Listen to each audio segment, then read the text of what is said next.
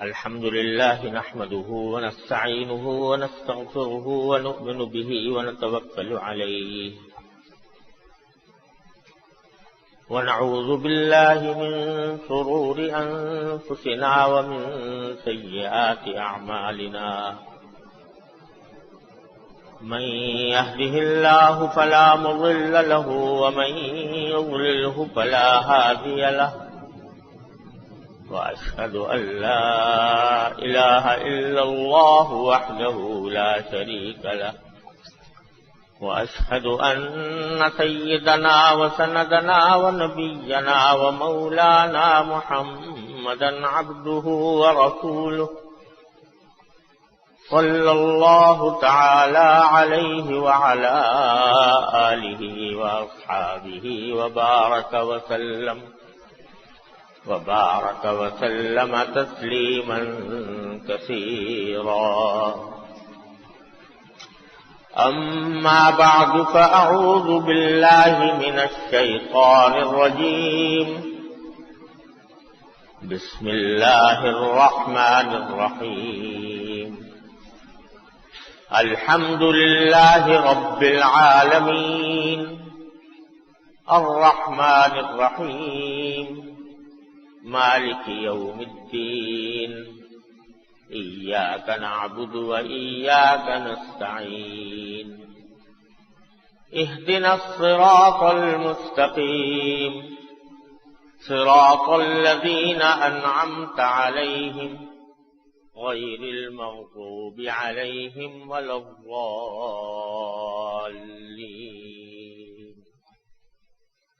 آمنت بالله صدق الله مولانا العظيم وصدق رسوله النبي الكريم ونحن على ذلك من الشاهدين والشاكرين والحمد لله رب العالمين. بزرگان محترم اور برادران عزیز، سورہ فاتحہ کی تشریح کا بیان کچھ عرصے سے چل رہا ہے اور اب تک سورہ فاتحہ کی 3 آیتوں کا بیان ہوا ہے، یعنی الحمدللہ رب العالمین، الرحمن الرحیم، مالک یوم الدین. جیسا کہ میں پہلے عرض کر چکا ہوں، ان 3 آیتوں میں اللہ تبارک و تعالی نے اسلام کے 3 بنیادی عقیدوں کی طرف بھی اشارہ فرمایا ہے.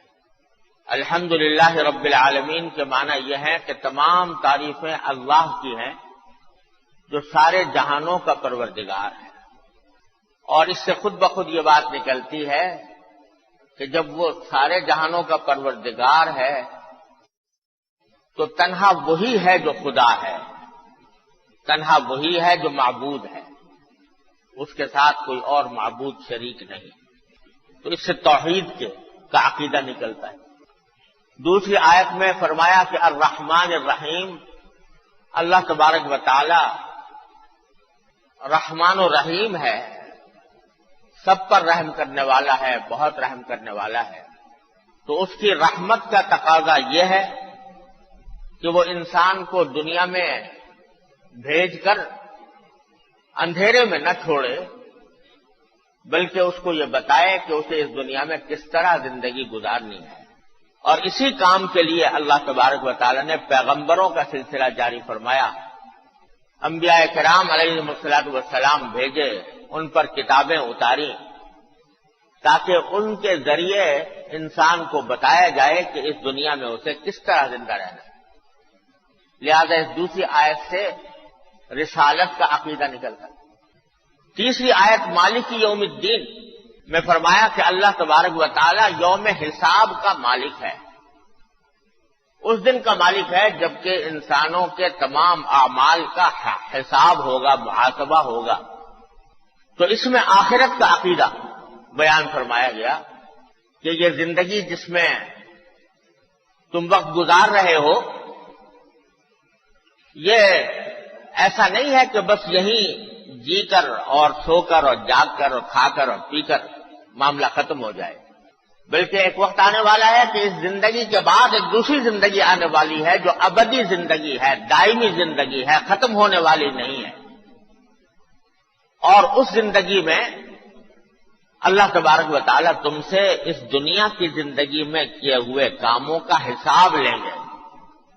یہ نہ سمجھو کہ جو تم کچھ کر رہے ہو یا جو زبان سے بات نکال رہے ہو وہ ہوا میں اڑ کر فنا ہو جاتی ہے، نہیں۔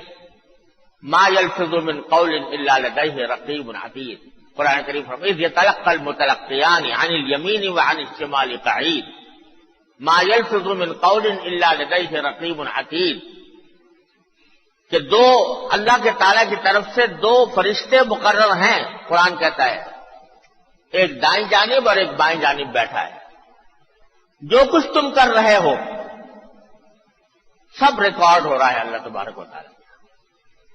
اور ما یلفظ من قول، انسان اپنی زبان سے کوئی بات نکالتا ہے، کوئی بھی بات نکالے، الا لدیہ رقیب عتید، مگر اس کے سامنے ایک نگہبان مقرر ہے جو ہر وقت تیار ہے اس کی بات کو ریکارڈ کرنے، کیا لفظ اسے زبان سے نکالا ہے، کیا بات کہی ہے، اس کو وہ ریکارڈ کر رہا ہے۔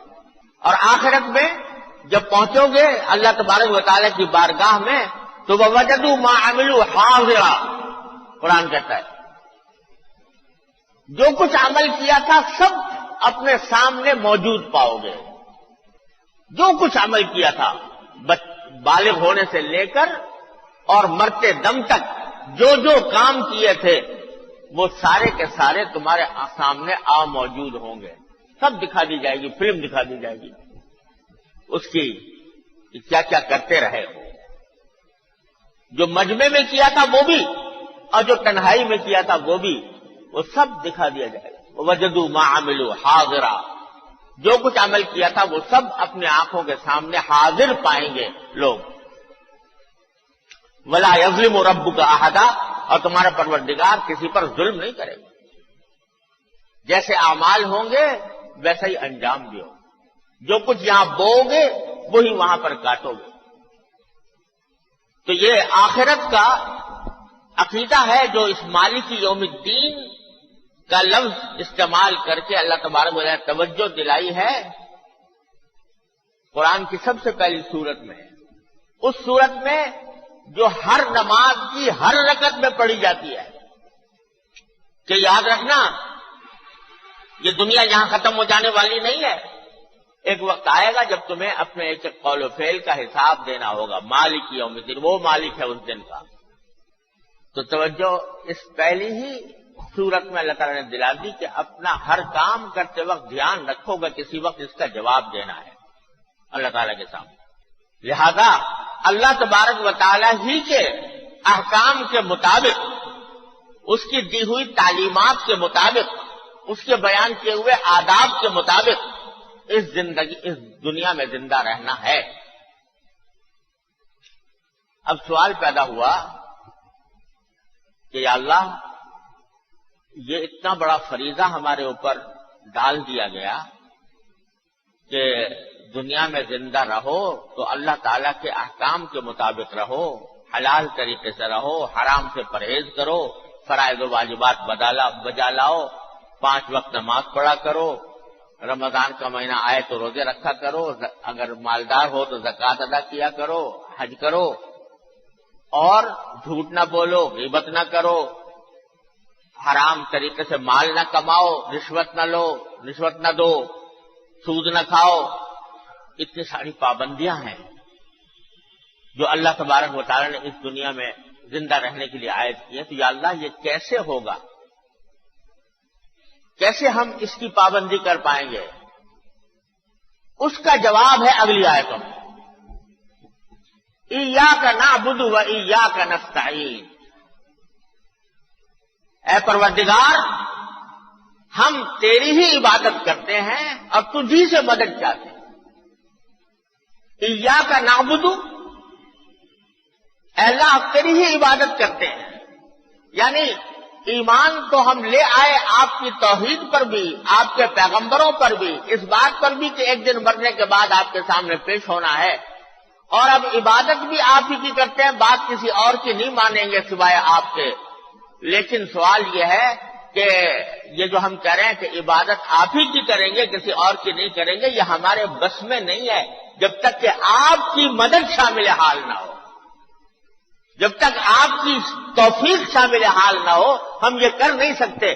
لہذا ایاک نعبد، عبادت تو آپ ہی کی کر، اور کارزار حیات میں داخل ہوگے تو تمہیں قدم قدم پر مشکلات محسوس ہوں گی۔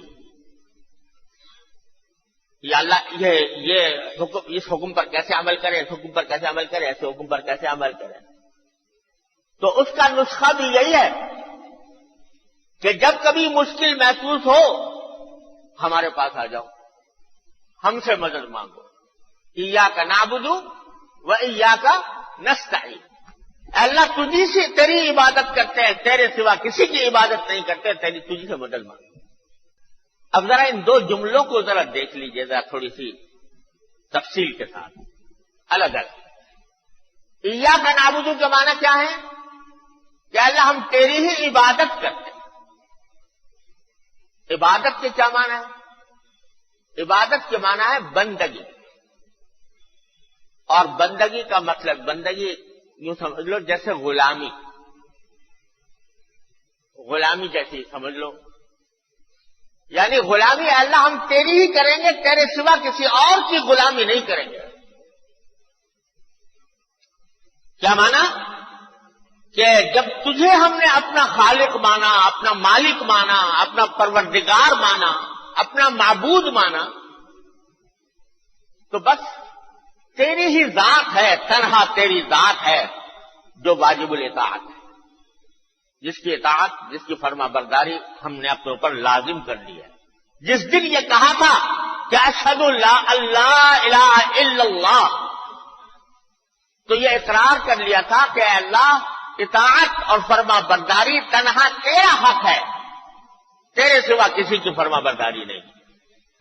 تو یہ جب ایاک نعبد کہا تو یہ در حقیقت اس بات کا اعلان ہے، ہم اگر کسی کی بات مانیں گے تو آپ کی مانیں گے، اور اگر کسی اور نے ہمیں کوئی ایسا کام کرنے کو کہا جو آپ کے حکم کے خلاف ہے، اس کو چھوڑ دیں گے، آپ کے حکم کی تعمیل کریں گے۔ وہ کہنے والا بادشاہ ہو، سربراہ حکومت ہو، صاحب اقتدار ہو، یا اپنا کوئی عزیز قریب ہو، بیوی ہو، بچہ ہو، باپ ہو، ماں ہو، لیکن اگر وہ کوئی ایسا کام کرنے کو کہیں گے جو آپ کے حکم کے خلاف ہے تو ہم اس کو چھوڑ دیں گے، آپ کی عبادت کریں گے۔ یہ معنی ایاک نعبد۔ اور اسی کو نبی کریم صلی اللہ علیہ وسلم نے ایک حدیث میں اس طرح تعبیر فرمایا کہ لا طاعت لمخلوق فی معصیت الخالق، اللہ کی نافرمانی میں کسی مخلوق کی اطاعت نہیں ہے۔ اللہ تبارک نبی کریم صلی اللہ علیہ وسلم نے یہ فرمایا کہ جو شخص تم پر امیر بنا دیا جائے اس کی اطاعت کرو، اس کی فرما برداری کرو، جو حکم وہ دے اس کے مطابق عمل کرو، لیکن ساتھ ساتھ یہ فرمایا کہ اطاعت جو ہے وہ معروف میں ہے، نیکی میں ہے۔ اگر وہ کسی ایسی بات کا حکم دیتا ہے جو اللہ کے حکم کے خلاف ہے تو پھر اس کی اطاعت نہیں ہے، پھر اس کی فرما برداری نہیں ہے۔ وہ صرف ان کاموں میں ہے جو اللہ تبارک و تعالی نے جائز قرار دیے ہیں یا اللہ کے حکم کے مطابق۔ اسی طرح بیوی کو کہا گیا شوہر کی اطاعت کرے، بیوی کو کہا گیا ہے کہ شوہر کی اطاعت کرے، لیکن اگر شوہر کسی ایسی بات کا حکم دے جو گناہ ہے، بیوی کے ذمہ اطاعت نہیں ہے۔ وہ کہہ سکتی ہے کہ بھائی میں اپنے اللہ کی اطاعت کروں گی، تمہاری اطاعت نہیں کروں گی۔ اولاد کو حکم دیا گیا والدین کی اطاعت کرو،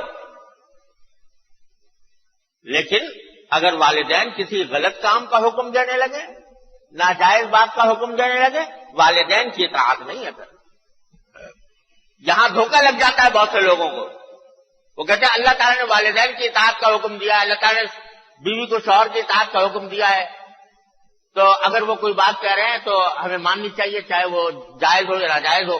یہ بالکل غلط بات ہے. ایاک نعبد کے دعوے کے خلاف ہے یہ بات کہ ہم اللہ کے سوا کسی اور کی اطاعت کرنے لگے. پھر اس کے سوا کوئی راستہ نہیں ہے کہ اس کے حکم کو چھوڑا جائے اور اللہ تبارک و تعالیٰ کے حکم کو بالا قرار دیا جائے، بالا دست قرار دیا جائے، اسی کی تعمیل کی جائے. اللہ تبارک و تعالیٰ نے بے شک فرمایا ہے کہ والدین کی اطاعت کرو. قرآن کریم میں آیا ہے، نبی کریم صلی اللہ علیہ وسلم کے عہد مبارک میں مکہ مکرمہ میں ایسی بہت سی صورتیں پیدا ہوئی تھیں کہ اولاد مسلمان ہو گئی اور ماں باپ کافر تھے. ماں باپ کافر تھے اور یہاں تک نوبت آ گئی بعض جگہوں پر کہ ماؤں نے یہ کہہ دیا بیٹے سے کہ تو نبی کریم صلی اللہ علیہ وسلم کے دین کو چھوڑ دے اور ہمارے دین میں واپس آ جا، اور جب تک تو نبی کریم صلی اللہ علیہ وسلم کی بات کا انکار نہیں کرے گا اس وقت تک میں کھانا نہیں کھاؤں گی. بھوک ہڑتال کرتی کہ اگر تو واپس نہیں آتا تو بھوک ہڑتال نہیں کھاؤں گی کھانا. یہاں تک کہہ دیا اولاد. وہ اولاد حاضر ہوئی نبی کریم صلی اللہ علیہ وسلم کی خدمت میں کہ یا رسول اللہ اس مشکل میں پھنس گئے. ماں باپ یوں کہہ رہے ہیں اور ایک طرف اللہ تبارک و تعالیٰ کا حکم ہے، کیا کریں؟ تو قرآن کریم کی آیات نازل ہوئی. آیات نازل ہوئی وَوَصَّيْنَا الْإِنسَانَ بِوَالِدَيْهِ حُسْنًا. ہم نے انسان کو حکم دیا ہے کہ وہ اپنے والدین کے ساتھ اچھا برتاؤ کرے. وہ وضعته پورا، اور اس کی ماں نے اس کو مشکل سے پیٹ میں اٹھایا تھا، مشکل سے اس کو جنم دیا تھا. وَحَمْلُهُ وَفِصَالُهُ 30 شهرا، اور اس کے حمل میں رکھنا اور اس کو دودھ پلانا، اس کے 30 مہینے اس مشقت میں ماں نے گزارے ہیں. لہذا ماں کا حق ہے کہ اس کا احترام کیا جائے، اس کے ساتھ اچھا سلوک کیا جائے. اس کے بعد پھر فرمایا دوسری جگہ ان جاہداک علی ان تشرک بی ما لیس لک بہ علم فلا تطعهما وصاحبهما فی الدنیا معروفا واتبع سبیل من اناب الی. ہے بے شک ہم نے حکم دیا والدین کے ساتھ اچھا سلوک برتاؤ کرنے کا، لیکن اگر وہ تمہیں زبردستی کریں اور تمہیں یہ کہیں کہ اللہ کے ساتھ کسی کو شریک ٹھہراؤ تو کیا کرو؟ فلا تطعهما، ان کی فرما برداری نہ کرنا، لیکن وصاحبهما فی الدنیا معروفا، دنیا کے اندر ان کے ساتھ اچھے برتاؤ کرتے رہو، ان کی خوشامد درآمد بھی کرتے رہو، ان کی خدمت بھی کرتے رہو، ان کے ساتھ حسن اخلاق کے ساتھ بھی پیش آتے رہو، ان کو برا بھلا بھی مت کہو، کوئی ان کو حتی الامکان تکلیف پہنچانے سے بھی بچو، لیکن اطاعت ان کی نہیں، اطاعت اللہ کی. تو یہ ہے معنی ایاک نعبد. جب ہم تیری ہی عبادت کرتے ہیں تو تیری غلامی کرتے ہیں، کسی اور کی غلامی نہیں ہے. اگر کوئی شخص اللہ بچائے اللہ کی غلامی چھوڑ دے، الیاذ باللہ العلی العظیم، اللہ تعالیٰ ہم سب کو اس سے محفوظ رکھے، اللہ تعالیٰ کی غلامی سے اپنے آپ کو نکالنا چاہے، ہزاروں انسانوں مخلوقات کی اس کو غلامی کرنی پڑتی ہے. اور جب اللہ کی غلامی اختیار کر لی پھر کسی کی غلامی نہیں ہے سوائے اللہ کے، اور کسی کی غلامی نہیں. اقبال نے بڑی اچھی بات کہی ہے، یہ ایک سجدہ جسے تو گراں سمجھتا ہے، یہ ایک سجدہ جسے تو گراں سمجھتا ہے، 1000 سجدوں سے دیتا ہے آدمی کو نجات. ایک سجدہ جو اللہ کے سامنے کر لیا اس کے بعد پھر 1000 سجدوں سے نجات مل جاتی ہے. پھر کہیں یہ پیشانی سوائے اس بارگاہ کے کہیں اور نہیں ٹکتی، نہ کہیں جھکتی ہے نہ کہیں ٹکتی ہے. یہ معنی ہے ایاک نعبد. تو جب اللہ کا حکم آ جائے تو پھر کسی کی اطاعت نہیں سوائے اللہ کے. اللہ تبارک و تعالی ہی کی اطاعت ہے، اسی کی فرما برداری ہے. تو ایاک نعبد جو ہم ہر نماز میں، ہر رکعت میں اللہ تعالی کے سامنے یہ قرار کرتے ہیں. ذرا دیکھو کہ یہ اقرار کس حد تک سچا ہے ہمارا. کہیں ایسا تو نہیں کہ جب بھی اللہ تعالیٰ کی بارگاہ میں نماز کے اندر کھڑے ہوتے ہو جھوٹ بولتے ہو اللہ کے سامنے کہ ہم یا اللہ تیری عبادت کرتے ہیں. عبادت کر رہے ہیں شیطان کی، عبادت کر رہے ہیں خواہشات نفس کی، عبادت کر رہے ہیں مخلوق کی، عبادت کر رہے ہیں ناجائز باتوں کا حکم دینے والوں کی، اور اللہ کے سامنے آ کر کہہ رہے ہیں یا کا نعبد، اللہ ہم تیری عبادت کرتے ہیں. یہ جھوٹا اقرار نہ ہو. ہم میں سے ہر شخص کو اس بات گریبان میں اپنے منہ ڈال کر دیکھنا چاہیے کہ کہیں ہماری عبادت غیر اللہ کے ساتھ تو نہیں ہو رہی. اور دیکھو عبادت صرف یہی نہیں ہے کہ اس کے آگے سجدہ کیا جائے. عبادت کے معنی یہ ہے کہ اس کے سوا کسی کو بھی واجب الاطاعت نہ سمجھے انسان. اور جب کہیں ٹکراؤ ہو جائے تو اللہ کی بات کو ترجیح دے، اللہ تبارک و تعالیٰ کے حکم کو ترجیح دے اور کسی کو نہیں. حضرات صحابہ کرام رضی اللہ تعالی عنہم اجمعین، اللہ تبارک و تعالیٰ نے کیا عجیب مخلوق نبی کریم سرور عالم صلی اللہ علیہ وسلم کی فیض صحبت سے پیدا فرمائی تھی کہ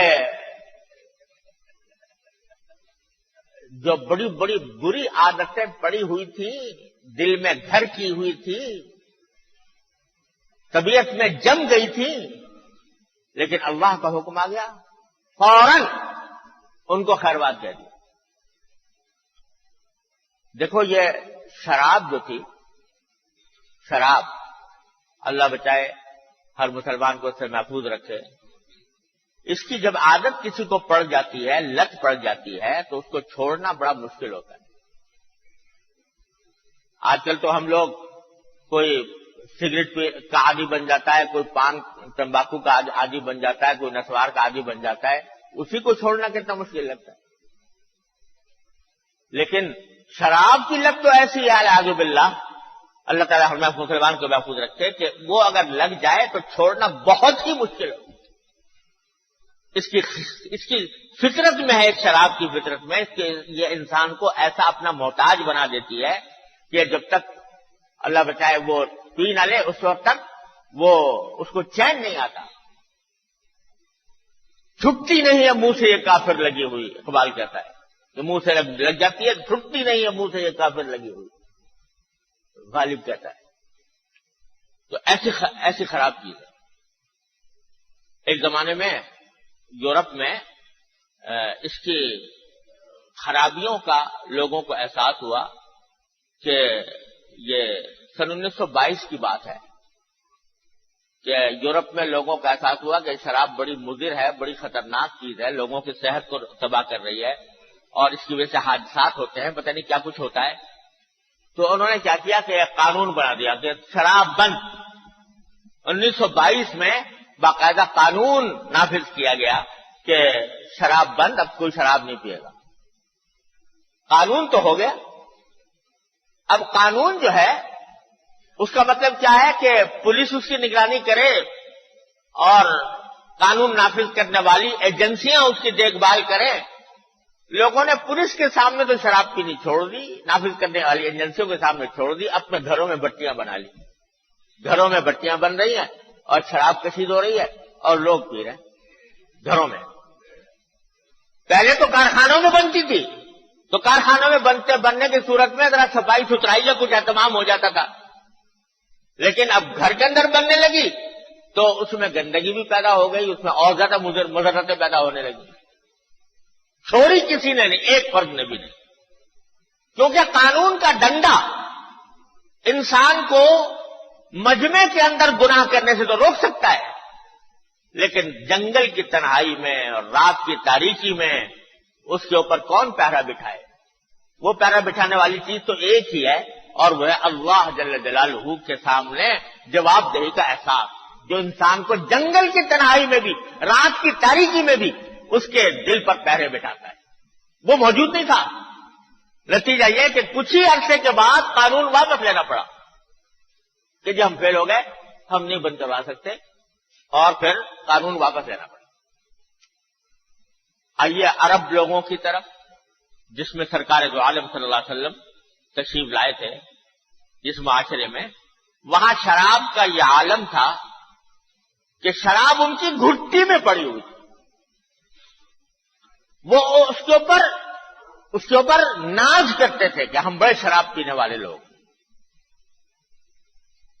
اور اس طرح پڑی ہوئی تھی کہ شراب کے لیے عربی زبان میں 200 لفظ ہیں، ان کی اپنی زبان میں 200 لفظ ہیں شراب کو. یہ شراب جو صبح کو پی جاتی ہے اس کا الگ نام ہے، جو شام کو پی جاتی ہے اس کا الگ نام ہے، جو دوپہر کو پی جاتی ہے اس کا الگ نام ہے، جو کھجور سے بنائی جاتی ہے وہ اس کا الگ نام ہے، جو انگور سے بنائی جاتی ہے اس کا الگ نام ہے، جو پانی ملا کر پی جائے اس کا الگ نام ہے، اور اس میں شہد ملا دیا جائے تو اس کا الگ نام ہے، سرکہ ملا دے تو اور 200 نام ہیں شراب، اتنی محبت شراب. اور شاعر لوگ فخر کے ساتھ کہتے ہیں اذا مصطبحت اربعا ختمی ذری، جب میں صبح کو 4 شراب کے جام چڑھا کر نکلتا ہوں تو زمین پر میرا قمیص جو ہے وہ گھسٹتا ہوا جاتا ہے. فخر کر رہا ہے کہ 4 جام چڑھا کر نکلتا ہوں صبح کو شراب کے. اور یہ عالم ہے کہ جتنا جو زیادہ شرابی اتنا ہی زیادہ شریف اور معزز. شاعروں نے الشرب الکرامی یہ کہا ہے کہ وہ شرابی جو بڑے شریف لوگ ہیں، باعزت لوگ ہیں جو شراب پیتے ہیں. یہ گھٹی میں پڑی. اور آپ کو بتاؤں کہ جب شروع میں نبی کریم صلی اللہ علیہ وسلم تشریف لائے، گھر گھر شراب پی جا رہی تھی. سرکار دو عالم صلی اللہ علیہ وسلم نے تو کبھی ہاتھ نہیں لگایا، لیکن سارے لوگ شراب پینے میں مبتلا. اور یہاں تک کہ غزوہ احد کے موقع پر، اس وقت تک شراب حرام نہیں ہوئی تھی، غزوہ احد کے موقع پر بعض صحابہ کرام تھے جنہوں نے صبح کے وقت میں شراب استعمال کی تھی اور اس کے بعد غزوہ احد میں شریک ہوئے، وہیں شہید ہو گئے. یہ اس طرح ہو رہا تھا. اچانک حکم آ جاتا ہے، اچانک تو خیر نہیں، پہلے سے کچھ تھوڑی سی اس کی خرابیاں بیان کی تھی قرآن کریم نے. فرمایا تھا یسألونک عن الخمر والمیسر قل فیہما اثم کبیر ومنافع للناس.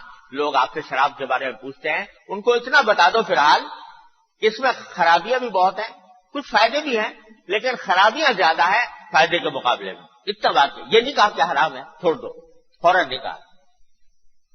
ذہن تھوڑا سا بنایا گیا اس کی خرابی کا. اور جب حکم آیا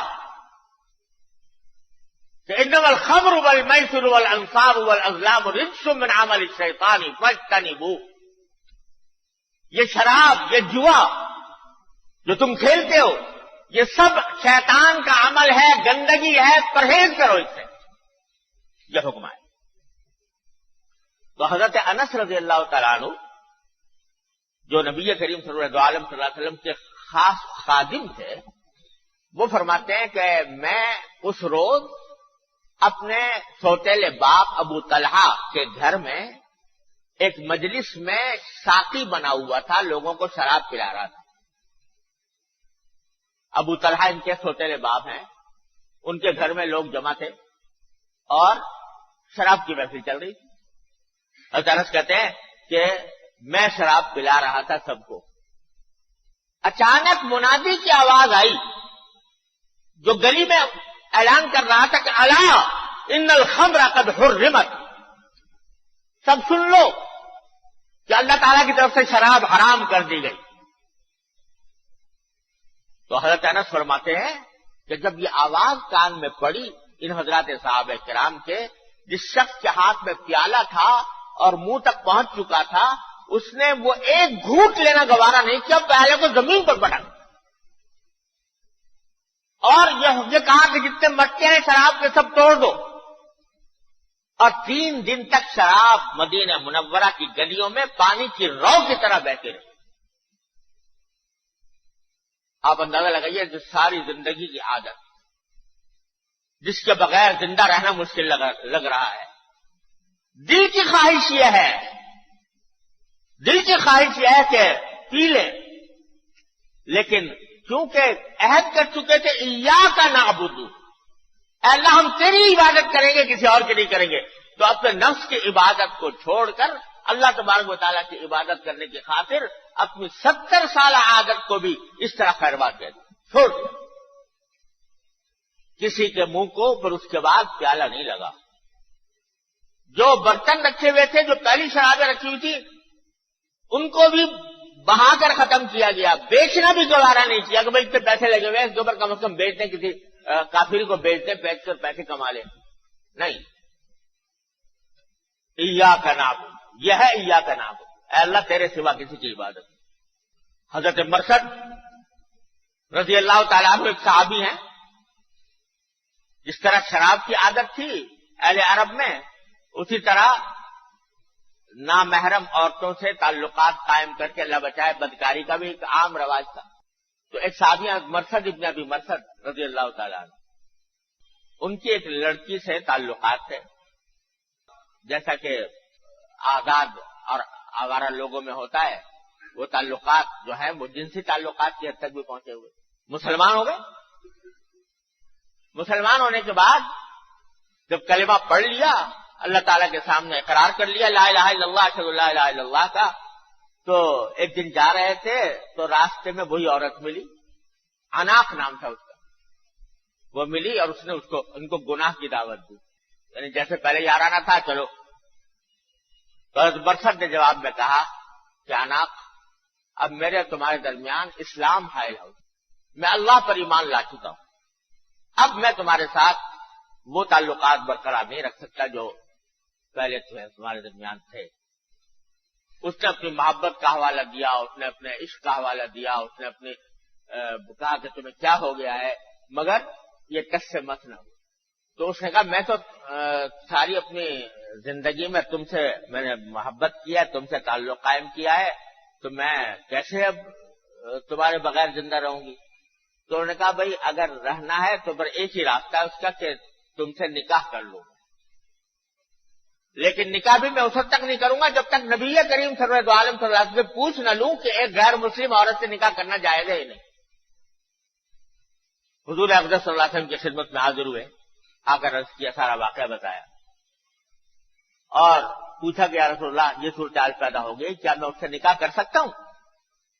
آیت کریمہ نازل ہو گئی، حضور نے خاموش رہے تاکہ کوئی جواب آئے اللہ تعالیٰ کی طرف سے، اس وقت تک حکم نہیں آیا تھا۔ آیت کریمہ نازل ہو گئی، لا تنکحوا المشرکات حتی یؤمنن ولامۃ مؤمنۃ خیر من مشرکۃ ولو اعجبتکم، کہ اے مسلمانوں تم مشرک عورتوں سے، بت پرست عورتوں سے نکاح نہ کرو جب تک کہ وہ ایمان نہ لے آئیں، اور یاد رکھو کہ ایک مومن